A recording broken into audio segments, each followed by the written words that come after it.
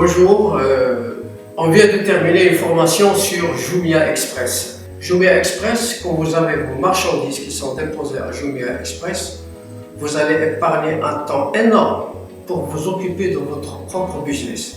Pour les gens qui sont intéressés par ce service, et qui est intéressant d'ailleurs, c'est qu'il faut bien étudier l'historique de vos ventes pour ne mettre que les produits qui sont des best-sellers dans Jumia Express.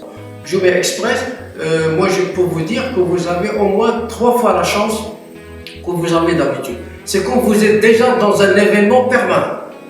Parce que Jumia Express, pour moi, c'est un événement permanent, donc c'est une opportunité qu'il faut saisir, mais avec intelligence, et puis toujours jeter un coup d'œil, parce qu'un produit, il peut bien marcher dans la période où vous allez le mettre, mais juste après, on peut, par exemple, vous concurrencer, on peut diminuer, c'est-à-dire des gens qui vont vendre le même produit que vous avec des prix moins chers, et qui sont aussi dans Jumia Express, donc cette veille doit rester en permanence. Troisième volet dont on a parlé, c'est les frais de stockage, les frais d'emballage qu'il faut prendre en considération. D'ailleurs, ce sont des frais que je trouve normaux, mais le plus important dans tout ça, c'est que toute l'équipe Jumia, que ce soit le top management jusqu'aux gens qui sont dans l'opérationnel, sont tous à l'écoute et ils veulent qu'on aille de l'avant.